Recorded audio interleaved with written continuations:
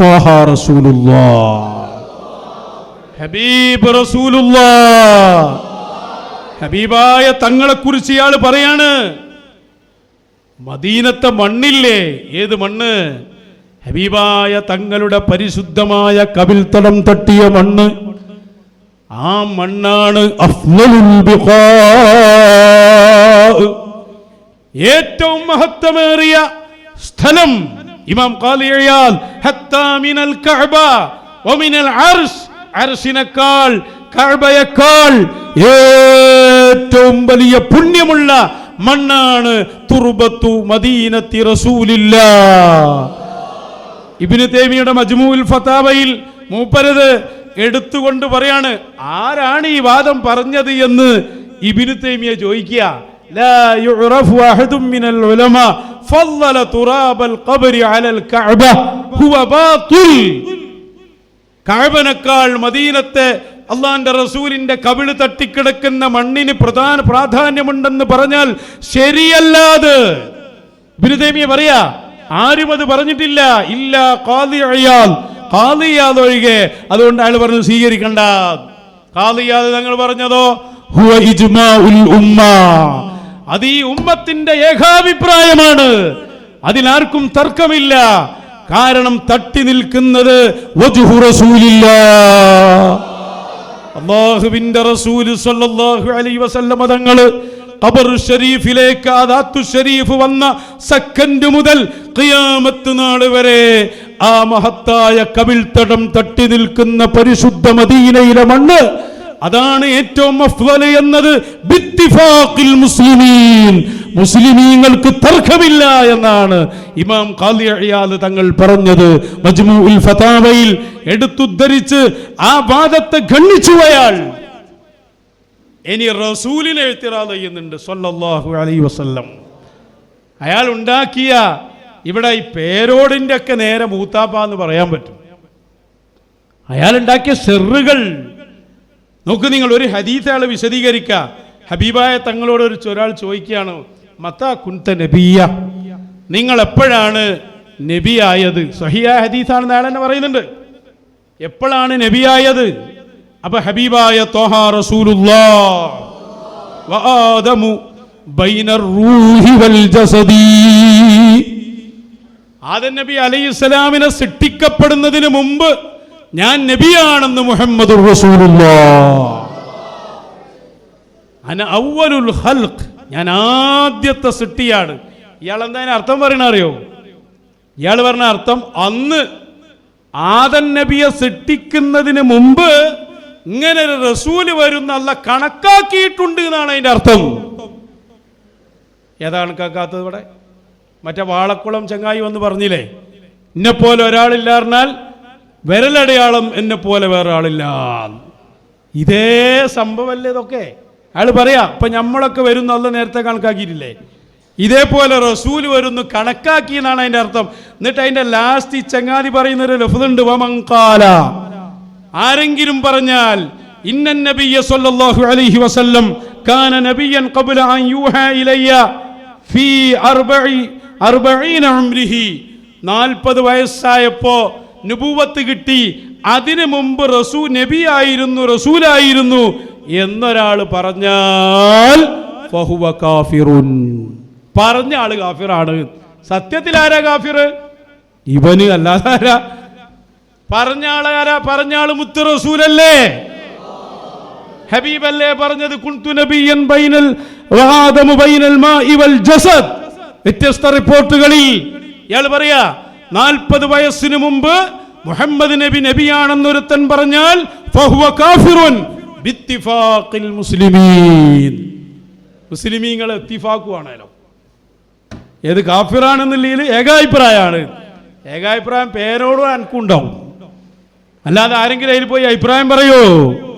നമ്മൾ വിശ്വസിക്കുന്നു അഹ്ലുസ് സുന്ന അവ്വലുൽ ഖൽഖ് മുഹമ്മദുർ റസൂലുള്ളാഹ്, അന്ന് തന്നെ നബിയാണ് മുഹമ്മദുർ റസൂലുള്ളാഹ്, അന്ന് തന്നെ റസൂലാണ് മുഹമ്മദുർ റസൂലുള്ളാഹ്, അന്ന് തന്നെ സയ്യിദുൽ മുർസലീനാണ് മുഹമ്മദുർ റസൂലുള്ളാഹ് സ്വല്ലല്ലാഹു അലൈഹി വസല്ലം.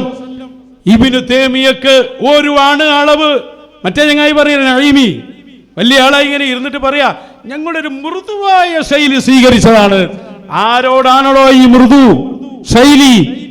ഈ രൂപത്തിൽ മുസ്ലിം സമൂഹത്തിന്റെ ഇജ്മാഇനെ ചോദ്യം ചെയ്ത് അള്ളാന്റെ റസൂലിനെ വരെ ചോദ്യം ചെയ്യുന്ന ഇവനോടാണോ മൃദുവായ ശൈലി? വെറുതെയാണോ ഇബ്നു ഹജർ ദേഷ്യപ്പെട്ട് സംസാരിച്ചത്? ഇനി ഇയാൾ പറയുന്ന ഒരൊറ്റ കാര്യം ഒരുപാടുണ്ട്. ഇതാ ആ കിതാബ് മുഴുവൻ അതാ. ഇതിന്റെ പേരെന്നെ കണ്ടില്ല നിങ്ങൾ? അഖ്താഉ ഇബ്നു തൈമിയ ഫീ ഹഖ്ഖി റസൂലില്ലാഹി സ്വല്ലല്ലാഹു അലൈഹി വസല്ലം വ അഹ്ലി ബൈതിഹി. അല്ലാഹുവിന്റെ റസൂലിന്റെ അഹ്ലു ബൈത്തിനെ കുറിച്ചും റസൂലുള്ളാഹിനെ കുറിച്ചും ഇയാൾ പറഞ്ഞത്. ഇനി കേട്ടോളൂട്ടോ. അള്ളാന്റെ റസൂല് വരുന്നയിടത്ത് പിശാചിനെ പ്രതിഷ്ഠിക്കുന്ന പണി പേരോട് ചെയ്തല്ലോ. ഒരാൾ സ്വപ്നത്തിൽ കണ്ടാൽ സാധാരണക്കാരനാണെങ്കിൽ അതാരാണ്? പിശാചാകുന്നല്ലേ പറഞ്ഞേ. ഇബ്നു തൈമിയ പറയാ, ചിലപ്പോ മദീനത്തെ റൗദയിൽ പോയിട്ട് ഒരാൾ സലാം ചൊല്ലും. അപ്പൊ റൗദയിൽ നിന്ന് സലാം കേൾക്കും. ഇയാൾ പറയാ, എന്താ സംഭവം എന്നറിയോ? പിശാച് അവിടെ മാറി നിന്നിട്ട് സലാം അടക്കുകയാണ്, അല്ലാതെ റസൂലിന് സലാം അടക്കാൻ കഴിയൂല. ഈ ചങ്ങാതി എഴുതി വെക്കാണതാ. ലാ കാന ശൈത്വാനു യത്മഉ ഫീഹിം ഹത്താ യുസ്മിഉഹും കലാമൻ ഔ സലാമൻ ഫയളുന്നൂന അന്നഹു ഹുവ കല്ലമഹും. കേൾക്കുന്ന ആള് മനസ്സിലാക്കും. ഇപ്പോൾ ഇമാമുൽ ആദം അബൂ ഹനീഫ തങ്ങൾ അള്ളാന്റെ റസൂലിന്റെ സമീപത്തെത്തി. അസ്സലാമു അലൈക യാ റസൂലല്ലാഹ്. ഉടനെ എങ്ങനെയാ സലാം അടക്കിയത്? വഅലൈക്കുമുസ്സലാം യാ ഇമാമൽ അഅ്ലം. അപ്പൊ ഇയാൾ പറയാണെന്ത്? അത് റസൂല് സലാം അടക്കിയതാന്ന വിചാരം. എന്നാ യഥാർത്ഥത്തിൽ സംഭവിച്ചത് റസൂലിന്റെ ശബ്ദമല്ല. ഹത്താ ളന്നു അന്ന സ്വാഹിബൽ ഖബർ യുഹദ്ദിസുഹും വയുഫ്തീഹിം വയഅ്മുറുഹും വയൻഹാഹും ഫിൽ ളാഹിർ വഅന്നഹു യഖ്റുജു മിനൽ ഖബർ. ഇതൊക്കെയാണ് വിശ്വസിക്കുന്നത്. യഥാർത്ഥത്തിൽ പിശാചി ഇടപെട്ടതാണ് ഇബ്നു തൈമിയയുടെ വാദം. ഇതൊക്കെ വാദിച്ച കൂട്ടത്തിലാണ് അല്ലാഹ്ക്കെന്താ ഇറങ്ങിക്കൂടെ, അല്ലാഹ്ക്കെന്താ ചാടിക്കൂടെ, അല്ലാഹ്ക്കെന്താ മണ്ടിയാല്. ഇതൊക്കെ ഈ ചങ്ങാതി അള്ളാഹിനെ കുറിച്ചും വാദിച്ചത് ഇതിന്റെ ഗണത്തിലാണ്. മാത്രം ഇതൊക്കെ വാദിച്ച ആള് പിന്നെ ഇസ്തിഗാസ ചെയ്യാൻ വരും? ഉറപ്പന്നല്ലേ വാദിക്കാൻ? അള്ളാഹിന്റെ റസൂലിനെ കുറിച്ച് തന്നെ എങ്ങനെ വാദിച്ച ആള് എങ്ങനെ ഇസ്തിഗാസ ചെയ്യും? അതാണ് ശിഫാഉസ് സഖാം ബഹുമാനപ്പെട്ട ഇമാം തഖിയുദ്ദീൻ സുബ്കി ഇമാമിന്റെ ഒക്കെ പവർ അറിയണമെങ്കിൽ നമ്മൾ പഠിക്കേണ്ടിയുണ്ട്. ഇബ്നു തൈമിയന്റെ കാലത്ത് ജീവിക്കുകയാണ്. എന്നിട്ട് ആ ഇബ്നു തൈമിയക്കെതിരെ അതിശക്തമായ യുദ്ധം നയിക്കുകയാണ് ഇമാം താജുദ്ദീൻ സുബ്കി. കണ്ടില്ലേ? ഇസ്തിഗാസയെ കുറിച്ച് പറഞ്ഞിടത്ത് ഇസ്തിഗാസ എന്നത് അറിയപ്പെട്ട കാര്യമാണ്. ലോകത്താർക്കും അതിൽ തർക്കമില്ല. 359 പേജിൽ ആ വാദത്തെ ഗണ്ണിച്ചിട്ടില്ല. അതോ വലം യുൻകിർ അഹദുൻ ദാലിക മിൻ അഹ്ലിൽ അദിയാൻ. ഒരാളും എതിർത്തിട്ടില്ല ഇസ്തിഗാസയെ. ഹത്താ ജാഅ ഇബ്നു തൈമിയ. ആര് വരുന്നത് വരെ? ഇബ്നു തൈമിയ വരുന്നത് വരെ. അപ്പോൾ വളരെ വളരെ ഗൗരവമായ വാദങ്ങളെയാണ് ഇയാൾ കൊണ്ടുവന്നത്.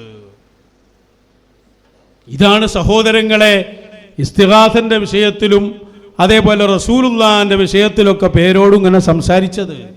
അതേ അഭിമുഖത്തിൽ അയാൾ ഇസ്തിഗാസയെ തവസ്സുലാക്കി മാറ്റുന്നുണ്ട്. ആ ഭാഗം കൂടി ഒന്ന് കാണിച്ചു കൊടുക്ക്. കുറച്ച് നമ്മൾ ആ BKF-ൽ 1-2 ഭാഗം അന്ന് കാണിക്കാണ്ടായിരുന്നു. അതും കൂടി ഇന്ന് കാണിക്കേണ്ടിയുണ്ട്. അതും കൂടി വരട്ടെ. ജാവുക്ക എന്ന് പറഞ്ഞ സ്ഥലത്ത് വഫാത്തിന് മുമ്പ് വരട്ടെ എന്നില്ല, ശേഷം വരട്ടെ എന്നില്ല. അതുകൊണ്ട് എപ്പോഴും അത് ബാധകമാണ്. ജാവൂക്ക് തങ്ങളുടെ അടുത്ത് വരട്ടെ. എന്നിട്ടോ ഫസ്തഗ്ഫിറുല്ലാഹ്, തങ്ങളുടെ അടുക്കൽ വന്നിട്ട് അള്ളാഹിനോട് മാപ്പി ചോദിക്കട്ടെ. അതെന്തേ? അള്ളാഹു തആല സ്ഥലകാലാതീതനല്ലേ. എന്നാൽ അള്ളാഹിൻ്റെ ഒരു തീരുമാനമുണ്ട്. റസൂലുള്ളാഹിൻ്റെ എൻ്റെ ഹബീബ് എൻ്റെ റസൂലിൻ്റെ അടുത്ത് വരട്ടെ എന്നിട്ട് പറയട്ടെ ജാവൂക്ക് ഫസ്തഗ്ഫിറുല്ലാഹ്, എന്നിട്ട് അവിടുന്ന് അള്ളാഹിനോട് മാപ്പി ചോദിക്കട്ടെ. പിന്നെയോ പിന്നെ ജാവൂക്ക് എന്ന് പറഞ്ഞതിന് അത് മാത്രമാണോ അർത്ഥം? അല്ല. എനിക്ക് സുഖമില്ല ഉസ്താദേ. എന്നാ പിന്നെ നീ ഒരു ഡോക്ടറെ സമീപിക്കണം, ഡോക്ടറെ അടുത്ത് പോയിക്കോട്ടെ എന്ന് പറഞ്ഞതിൻ്റെ അർത്ഥം എന്താ?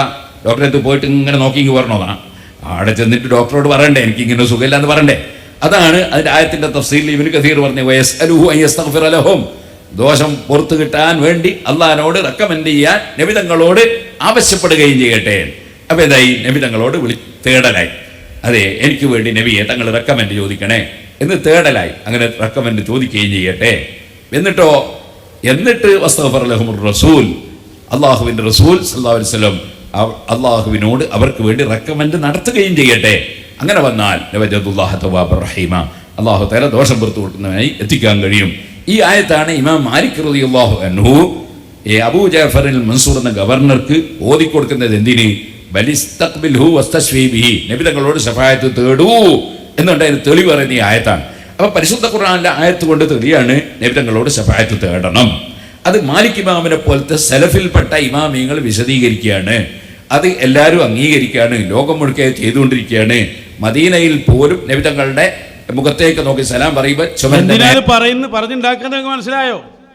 അതായത് ഈ നഈമിയുടെ ചോദ്യം തവസ്സുലും ഇസ്തിഗാസയും തമ്മിലുള്ള വ്യത്യാസമെന്ത്? അപ്പൊ ആദ്യ ആൾ പറഞ്ഞു ഇടതേടലാണ് തവസ്സുല്. പിന്നെ ആൾ ഇസ്തിഗാസ വിശദീകരിച്ചു കൊടുക്കുകയാണെന്ത്? റസൂലിനോട് റെക്കമെൻഡ് തേടുക. അതാ ഇസ്തിഗാസയെ കൊണ്ടാക്കിയത്. അതിനാണ് വസ്തഗ്ഫറ ലഹുമുർ റസൂൽ, റസൂലിന്റെ അടുത്ത് വന്ന് പറയാ ഞങ്ങൾക്ക് വേണ്ടി നിങ്ങളൊന്ന് ശഫാഅത്ത് ചെയ്യണേ. അതാണത്രേ മാലിക് ഇമാമും പറഞ്ഞതിന്റെ അർത്ഥം. ഇയാളിങ്ങനെ ഉണ്ടാക്കി കൊണ്ടുവരികയാണ്. എന്തിനാ അത് കൊണ്ടുവരുന്നത്? നേർക്ക് നേരെയുള്ള തേട്ടം റസൂലേ അങ്ങ് ഞങ്ങൾക്ക് തരണം. അസ്അലുക ശഫാഅ, അങ്ങയോട് ഞാൻ ശഫാഅത്ത് ചോദിക്കുന്നു നബിയേ. അസ്അലുക്കൽ ജന്ന, അങ്ങയോട് സ്വർഗം ചോദിക്കുന്നു നബിയേ. ഇങ്ങനെ നേർക്ക് നേരെ ചോദിക്കുന്ന ചോദ്യങ്ങളെ വളരെ തന്ത്രപരമായി ഇയാൾ മാറ്റുകയാണ്.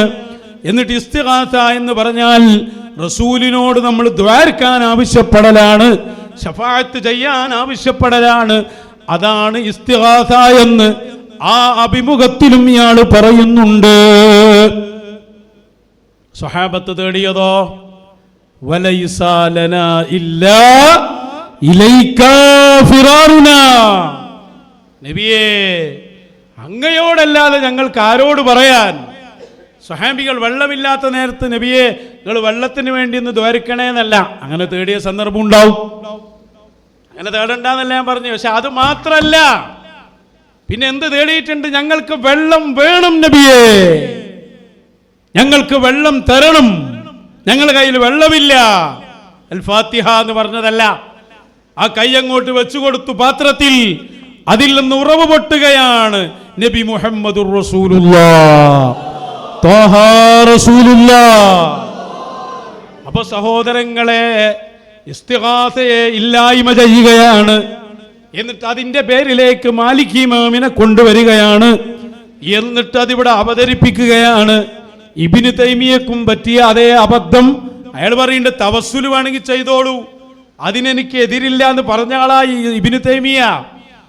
ഇബ്നു തൈമിയ അള്ളാന്റെ റസൂലിനെ കുറിച്ച് എന്തൊക്കെ പറഞ്ഞോ അതെല്ലാം കൂടി ഒരുമിച്ച് കൂട്ടിയിട്ടാണ് പേരോടെന്ന് പറഞ്ഞ് അവശനായ പിതാവിനെ പോലെയാണ് മുത്തു റസൂൽ എന്ന് സ്വല്ലല്ലാഹു അലൈഹി വസല്ലം. ഒരുപക്ഷെ അത് ഇബ്നു തൈമിയ പറഞ്ഞിട്ടുണ്ടാവില്ല, പേരോടിന് വേണ്ടി ബാക്കി വെച്ചതാവും. അയാളാണ് ഫില്ല് ചെയ്തത്. ഇബ്നു തൈമിയന്റെ ഏറ്റവും വലിയ പെടല് സ്വഹാബത്തിനെയും മശായിഖിനെയും മാത്രമല്ല, നബി മുഹമ്മദുർ റസൂലുള്ളാഹ് നബി സല്ലല്ലാഹു അലൈഹി വസല്ലമ തങ്ങളെ വരെ വിമർശിച്ചു എന്നതാണ്. പേരോടിന്റെ ആ പ്രയോഗത്തിൽ അതിൻ്റെ എല്ലാം സമാനതകൾ കാണാം. വെച്ചു കൊടുക്കുക അതുകൂടി. ഒന്നിനും കഴിയാതെ കിടക്കുന്ന ബാപ്പ, ആ ബാപ്പാനോട് മകൻ വന്ന് പറയുന്നു, ബാപ്പ എനിക്കൊരു വീടുണ്ടാക്കി തരണം. കല്ല് പൊക്കാൻ അയാളെ കൊണ്ട് കഴിയൂല, മരം എടുക്കാൻ അയാളെ കൊണ്ട് കഴിയില്ല, അയാൾക്ക് ആശാരിപ്പണി അറിയില്ല, അതേ പടവിന്റെ പണി അറിയില്ല. അയാളോട് വീടുണ്ടാക്കി തരണമെന്ന് പറഞ്ഞാൽ അർത്ഥം എന്താണ്? വീടുണ്ടാക്കാൻ വേണ്ടി നിങ്ങൾ ഇടപെടണമെന്നാണ്. ഇതുപോലെ നബി തങ്ങളോട് പറയാണ്, ഓ നബിയെ തങ്ങൾ വീട്ടിൽ തരാൻ, അതായത് അള്ളാഹു എന്റെ ആവശ്യം വീട്ടിൽ തരാൻ തങ്ങൾ ഇടപെടണമെന്നാണ് അതിന്റെ അർത്ഥം. അവിടെ എന്നും വായിക്കാം, എന്റെ ആവശ്യം നിർവഹിച്ചു കിട്ടാൻ വേണ്ടി. എങ്ങനെ വായിക്കാന്നില്ല എന്റെ വലിയ പ്രശ്നം. എന്താണ് ആ പറഞ്ഞ ഗൗരവം? എല്ലാ കഴിവുള്ള വാപ്പനോട് തന്നെ ആരും ഉപമിക്കാൻ പാടില്ല. അഷ്റഫുൽ ഖൽഖ് റസൂലുള്ളാഹ് ഹബീബായ തങ്ങളെ ഇയാൾ ഉപമിച്ചതോ അവശനായ വാപ്പയോട്. എവിടെ ഈ മറുപടി പറയുന്ന ടീമൊക്കെ? എന്താ ഇതിന് പ്രതികരിക്കാത്തത്? വലിയ ഊക്കിൽ വരിയുണ്ടല്ലോ പലരും. അള്ളാഹിന്റെ റസൂലിനെ കുറിച്ചാ പറഞ്ഞത് സല്ലല്ലാഹു അലൈഹി വസല്ലം അവശനായ വാപ്പ. എന്താ പറയാത്തത്? എന്താ പ്രതികരിക്കാത്തത്? വലിയ ഗൗരവമല്ലേ ഇത്? ഇബ്നു തൈമിയ പറഞ്ഞ എല്ലാം കൂടി ജമ്മു ചെയ്ത വാക്കായി പോയി. അത് എവിടെ എത്തി?